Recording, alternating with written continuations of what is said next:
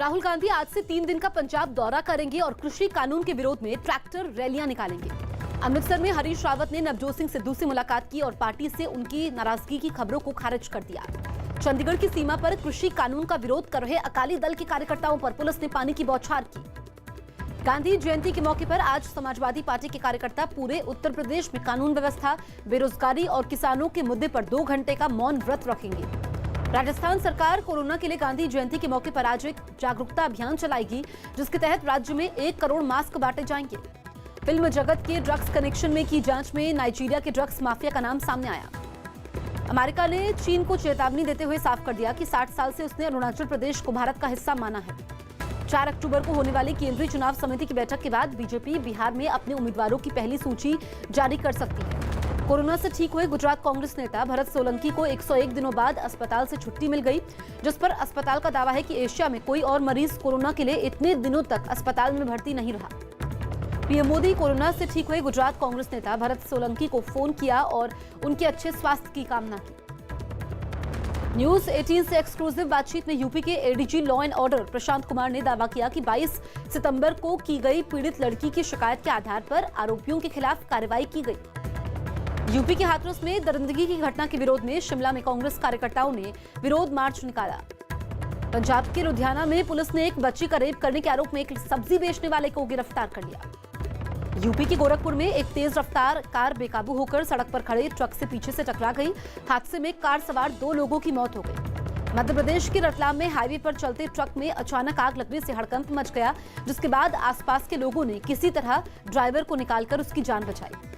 झारखंड में 8 अक्टूबर से धार्मिक जगहों को खोलने की इजाजत दे दी गई, लेकिन दुर्गा पूजा के पंडाल में लोगों को जाने की इजाजत नहीं। बिहार के हाजीपुर में पुलिस ने तस्करी करके लाई गई शराब की बड़ी खेप को एक ट्रक से बरामद किया और 2 लोगों को गिरफ्तार किया।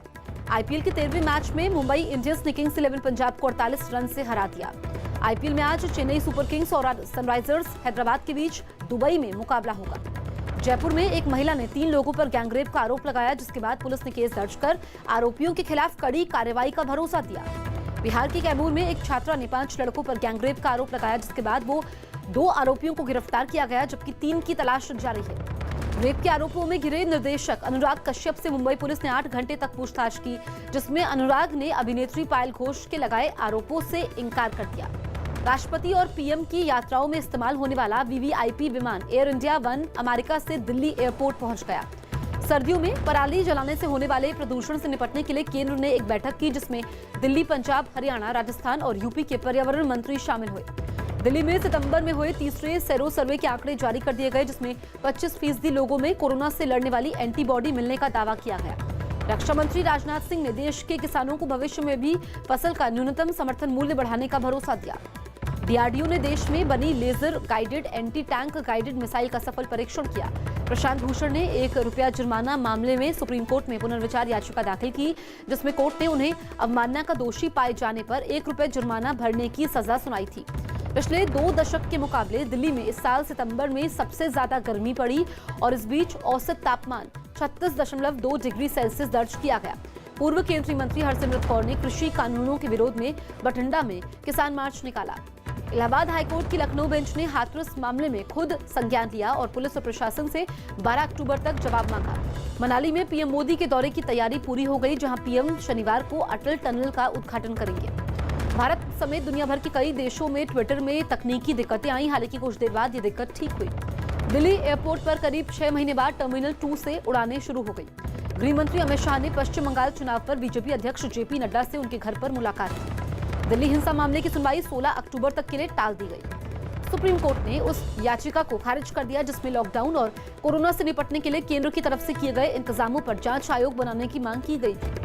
दिल्ली सरकार ने गेस्ट टीचरों पर बड़ा फैसला लिया और सभी स्कूलों को पिछले सत्र के समय पढ़ा रहे टीचरों को आगे भी सेवा में शामिल करने का निर्देश दिया। पीएम मोदी ने देश के सभी सरपंचों और ग्राम प्रधानों को खत लिखा और जल जीवन मिशन को सफल बनाने की अपील की। दिल्ली हिंसा मामले में क्राइम ब्रांच के एसटीएफ को उमर खालिद की 3 दिन की रिमांड मिल गई। कांग्रेस नेता अहमद पटेल की कोरोना रिपोर्ट पॉजिटिव आई।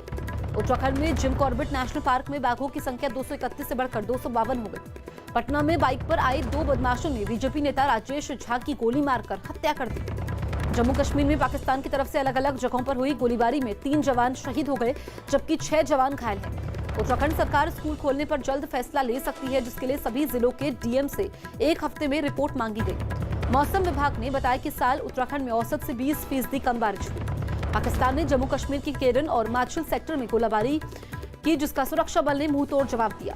दिल्ली कांग्रेस ने केजरीवाल सरकार के खिलाफ प्रदर्शन किया और राजधानी में साप्ताहिक बाजारों से बंदिशें हटाने की मांग करते हुए इन्हें पहले की तरह खोलने की मांग की। दिल्ली के पास गौतम बुद्ध नगर में 3 बदमाशों ने गहने की दुकान में लूट की कोशिश की और नाकाम होने पर दुकानदार को गोली मारकर घायल कर दिया। मौसम विभाग ने ओडिशा के कई जिलों में अगले 24 घंटों में बारिश का अलर्ट जारी किया। पश्चिम बंगाल के बर्धमान में पुलिस ने आईपीएल में सट्टा लगाने के आरोप में 3 लोगों को पकड़ा। जम्मू की जिला जेल में 56 कैदियों की कोरोना रिपोर्ट पॉजिटिव आई। जम्मू कश्मीर के अनंतनाग में पुलिस ने एक आतंकी को गिरफ्तार कर लिया। जम्मू कश्मीर के श्रीनगर में सेना ने खेलों को बढ़ावा देने के लिए खेल का सामान बांटा। देश में एक नया खाद्य नियम लागू हो गया, जिसके तहत दुकानदार को ग्राहक को बताना होगा कि मिठाई कब बनाई है और कब तक उसे खाया जा सकता है। हिमाचल प्रदेश के कांगड़ा से पुलिस ने काफी मात्रा में नशे के सामान के साथ 2 आरोपियों को पकड़ लिया। कर्नाटक में धारवाड़ के एक अस्पताल में कोरोना मरीजों के लिए 6 किलो लीटर का ऑक्सीजन टैंक बनाया गया।